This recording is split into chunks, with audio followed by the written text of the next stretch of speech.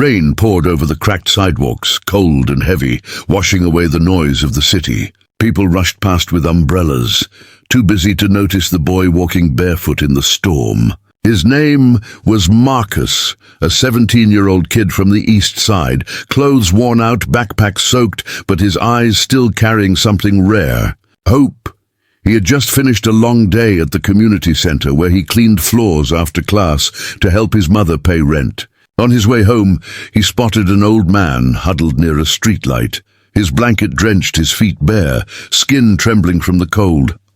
Marcus stopped. For a moment he just stared. Everyone else passed by without even a glance. The old man looked up, his voice barely a whisper. "Oh, son, you got anything warm for my feet?" Marcus looked down at his sneakers, his only pair. They weren't new, but they were clean, cared for, saved from 2 summers of small jobs and skipped lunches. His mom had told him to take care of them. "They'll last till college if you're careful." He hesitated for a second, then crouched down slowly. Without saying a word, he untied the laces and slid the shoes off his feet. The old man's eyes widened. You don't have to do that, son." Marcus smiled softly. "You need them more than me." He placed the shoes gently beside the man, then stood shivering as the rain hit his bare feet. The man tried to speak, but tears silenced him. He grabbed Marcus's hand and whispered, "May the world remember this kindness." Marcus just nodded and kept walking barefoot down the wet street, the sound of his steps echoing through the storm. He didn't know it yet, but that small act, that one silent gift, was already rippling through the city. And by the next morning, those footsteps would lead him somewhere he never imagined, into the office of one of the richest men in town. The next morning, sunlight slipped through the blinds of a sleek glass tower downtown, the headquarters of Anderson Enterprises, one of the biggest firms in the city. Inside, polished floors gleamed, people in suits moved with purpose, and the air smelled like power and pressure. At the very top sat Richard Anderson, the CEO, a man known for his brilliance and his temper. His employees called him the Machine. No smiles, no breaks, no second chances. To him, emotions were weakness. That same morning, Marcus walked into the building on barefoot. His feet were still sore from the cold pavement, but he had no time to think about that. He was there for a community internship program, something his school had arranged for hard-working kids to experience real corporate life for a day. The receptionist froze when she saw him. "Sir, you can't be here without shoes." Marcus lowered his head. I gave them away," her brows furrowed. "Gave them away?" Before she could ask more, another voice cut through the air. "What's going on here?" It was Richard Anderson himself, walking out of his office, crisp suit, cold stare. The receptionist straightened instantly. "Mr. Anderson, this is one of the students here for the mentorship program, but I can see that," Anderson interrupted, his gaze fixed on Marcus's bare feet. "You came to a professional company. Barefoot?" Marcus's cheeks flushed. "I'm sorry, sir. I didn't mean to be disrespectful." Anderson crossed his arms. "Then what did you mean?" Marcus hesitated, unsure if he should speak, but something in his heart told him the truth mattered. "There was a man on the street last night," he said softly. "He didn't have shoes, so I gave him mine." A few employees nearby turned, whispering. Anderson's face didn't move, no emotion, just silence. Finally he said, "That was foolish. In this world, if you give away what's yours, you end up with nothing." Marcus met his eyes, calm but firm. "Maybe, sir, but that man slept warmer than I did last night." The room went quiet. Anderson blinked just once before turning away. "Get him something to wear and send him to conference room 3, he said flatly, walking off. Marcus stood there, confused, humiliated, but unbroken. He wasn't here to impress anyone. He just wanted to learn, to do his best. He didn't know that behind those glass doors. Richard Anderson's world was already beginning to shift, because kindness, once seen, never truly leaves a heart untouched. When Marcus stepped into the conference room, every pair of eyes turned toward him. A group of well-dressed interns, all from elite schools, stared and smirked. One of them whispered loud enough for everyone to hear, Guess they're letting anyone in these days. Marcus tried to ignore them. He'd been through worse, but still their laughter stung. He sat quietly in the corner, clutching the small notebook the receptionist had given him, along with a borrowed pair of shoes, 2 sizes too big. Moments later, the door opened and Richard Anderson walked in. The room went silent. He looked at the group and began, "Today you'll each present one idea, something that can make a real difference to this company." Everyone straightened up, eager to impress. One by one, the interns stood and presented their ideas. Fancy slides, big words, corporate buzz. Increase productivity, streamline operations, optimize profit margins. Then it was Marcus's turn. He stood slowly, heart pounding. He didn't have slides, just a story. "Sir," he began, "last night I met a homeless man. He told me he used to work in an office just like this, until life changed. He said he wasn't lazy, just forgotten." The room shifted. Some interns rolled their eyes, but Anderson listened, arms folded. Marcus continued, voice trembling at first, then growing stronger. "So I think, if your company could make a small program to help people like him, give them training, a chance to restart, they wouldn't be forgotten anymore. And maybe," he looked around, "we'd make this city better than we found it." Silence filled the room.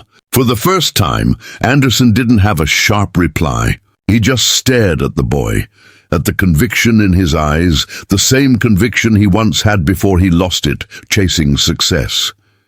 Then, suddenly, one of the interns chuckled. "What is this charity hour?"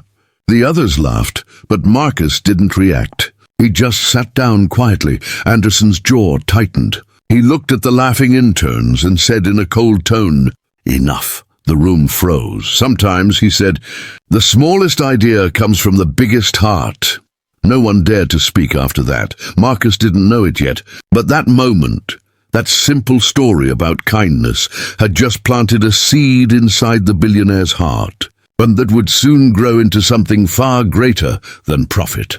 That night, Richard Anderson sat alone in his glass-walled office, city lights shimmering below. He couldn't shake the boy's words from his mind. Maybe we'd make this city better than we found it. He'd built an empire, hundreds of employees, millions in profit, yet somehow his heart felt empty. He stared at the old photograph on his desk, his late father standing beside a rundown shoe store. His father had always said, "Never forget the people who can't afford what you sell," but Richard had forgotten. Long ago, he opened his laptop and searched the name written on the homeless man's sign, Henry.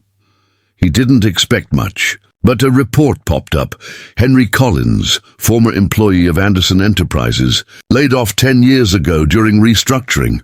Richard leaned back, guilt washing over him. So that's who he was. He called his assistant immediately. "Find this man. Bring him here tomorrow morning."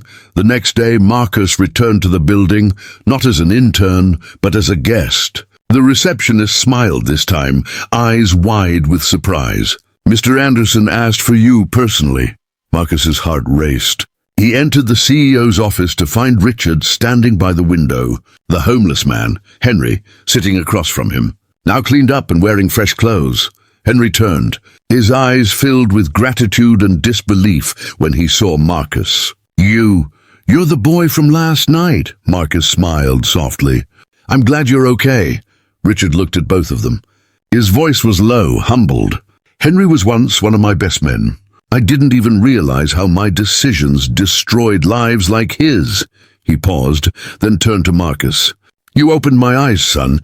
Your idea is not just a good one. It's necessary."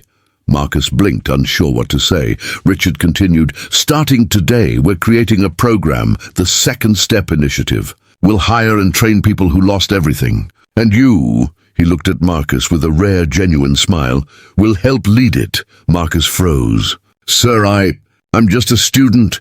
Richard chuckled softly. "Then this will be your education." For the first time in years, the billionaire felt something real, purpose. And for Marcus, a boy who gave away his shoes, this was the moment his kindness came full circle. He didn't have the fanciest clothes or richest background. Just a heart big enough to change a man who once believed success was everything. But destiny still had one more surprise waiting. A twist that would prove that sometimes a single act of kindness can rewrite more than one life. The next few weeks were unlike anything Marcus had ever experienced. One day, he was a quiet boy from the city's forgotten corner. The next, he was walking through polished marble floors beside the CEO of one of the biggest companies in town. But it wasn't easy. The same employees who once mocked him now whispered behind his back. The CEO's charity case, they called him.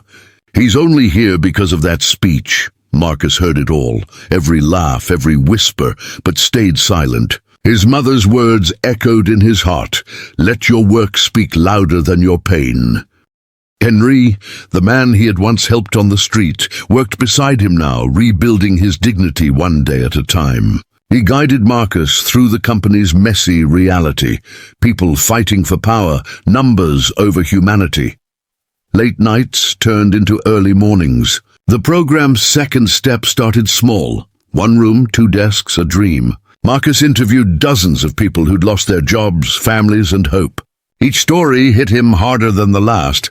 One woman said, "I used to be a teacher.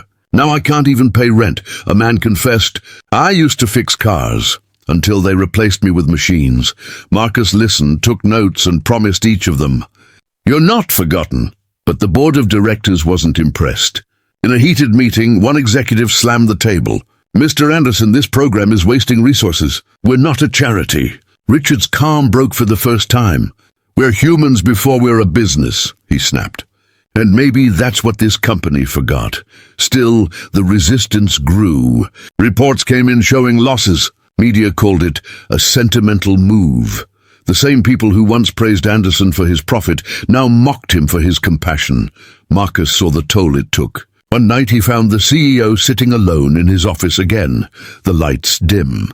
"Maybe they're right," Richard muttered. "Maybe kindness doesn't belong in business." Marcus hesitated, then said softly, "Sir, you once told me small ideas come from big hearts. Maybe you just need to remember yours." Those words hit deep. Richard looked up, and for the first time saw not a boy, but a mirror. He smiled faintly. "You sound like my father," Marcus laughed shyly. "Maybe he's still teaching you, through me." They both fell silent, the weight of the moment sinking in. Outside, the city glowed, indifferent and alive. But inside that room, 2 people from completely different worlds found a shared truth. Compassion wasn't weakness. It was power, and that power was about to be tested, because what came next would shake the whole company to its core. The storm hit faster than anyone expected. Within days, headlines filled the city screens. Anderson Enterprises bleeding money, all because of a teens charity program. Second Step Initiative fails to deliver. News anchors laughed. Shareholders panicked, and employees whispered that the billionaire had lost his mind. The board demanded an emergency meeting. The atmosphere inside the conference room was thick with tension. Cameras from business networks lined the hallway outside. Richard sat at the head of the table, calm but weary. Marcus sat quietly beside him, clutching his notes. His first public presentation was about to begin. One director spoke first, his tone sharp. "Mr. Anderson, you've invested millions in a fantasy. Our profits are dropping. Investors are fleeing. This kindness campaign is killing us." Another added, "You're letting a kid make decisions that should be handled by professionals." The words cut deep, but Richard stayed composed. He turned to Marcus.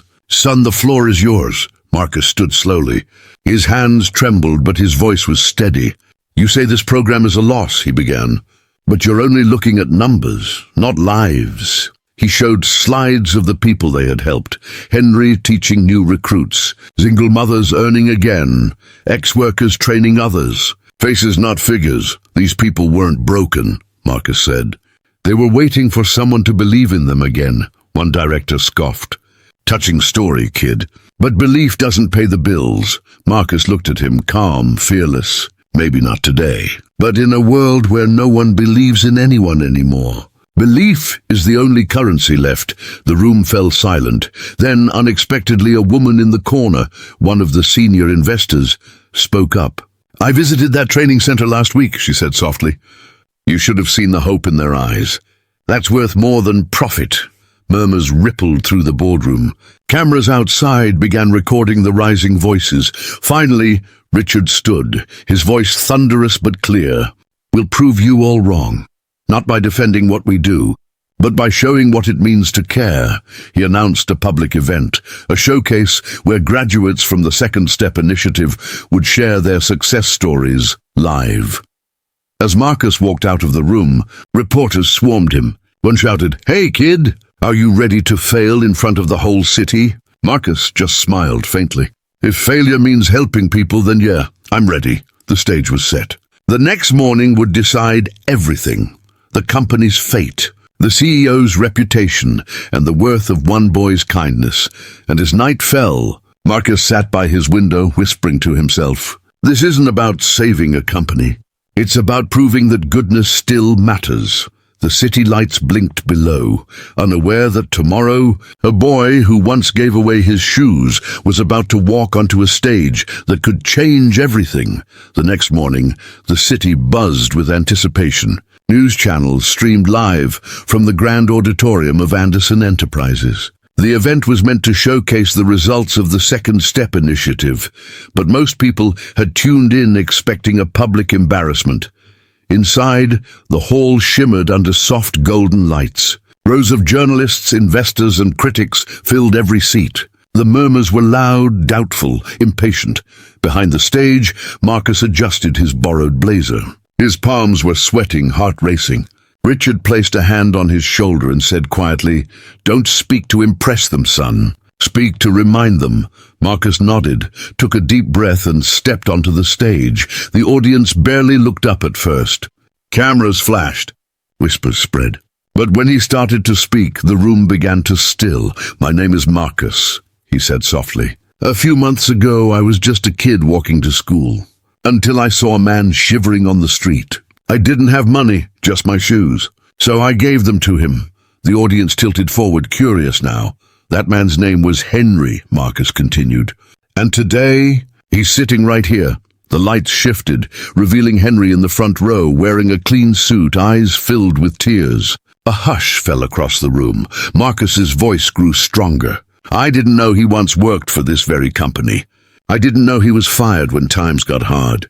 But I learned something that day. You don't need wealth to change someone's life. You just need to care." He gestured toward the big screen behind him. Videos began to play. Stories of people the program had helped. A single mother who became a team leader. A mechanic teaching new recruits. An old man smiling as he held his first paycheck in years. Each story hit harder than the last. The crowd grew quiet, then emotional. Richard stepped onto the stage beside Marcus, his voice deep and sincere.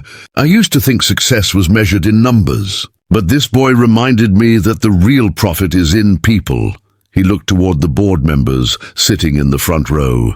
"You wanted proof? Look around. This is profit. Hope restored, lives rebuilt." The room erupted into applause, hesitant at first, then thunderous. Cameras zoomed in on faces glistening with tears. Even the same reporters who mocked the program now stood clapping. Richard placed his hand on Marcus's shoulder once again. "You didn't just save this company," he said softly. "You saved me." Marcus smiled, eyes wet. "No, sir. You just remembered who you were."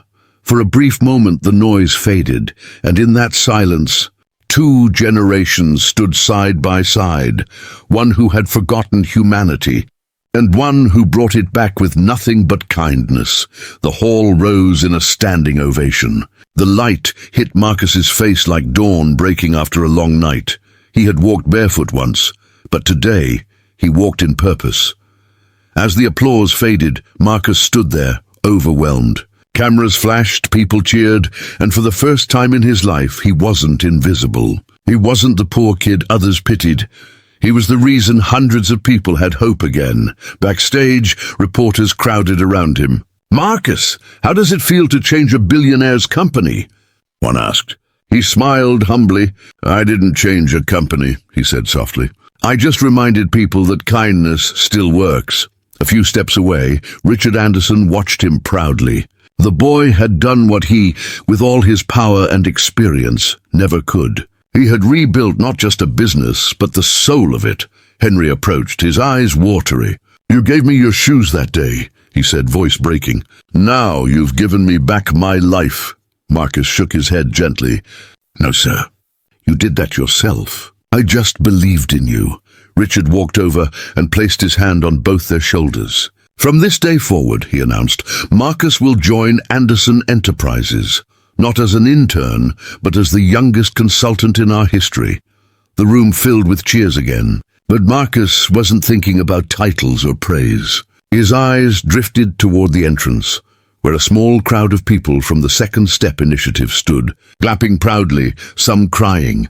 He walked down from the stage, through the roaring applause, and hugged them one by one. The same people who once felt forgotten now stood tall, their dignity restored. Outside, the sun began to set, warm orange light spilling across the glass towers. Marcus stood near the building's steps, watching the city he'd once walked barefoot through. The same streets, the same people, but now everything felt different. Henry joined him quietly. "Never thought a small act could go this far," he said. Marcus smiled. "That's the thing about kindness. It travels farther than you ever imagine." A car pulled up, the same company car that once wouldn't have stopped for him. The driver opened the door and said respectfully, "Mr. Marcus, Mr. Anderson is waiting." Marcus looked back at the city one last time, then stepped inside. The world outside faded as the car drove into the glowing skyline. His voice echoed in the distance, as if carried by the wind itself. Sometimes, giving away something small, even just a pair of shoes, can walk you into a destiny bigger than you ever dreamed. Soft emotional music rises. If this story touched your heart, share it. Because one act of kindness can change more than a life. It can change the world.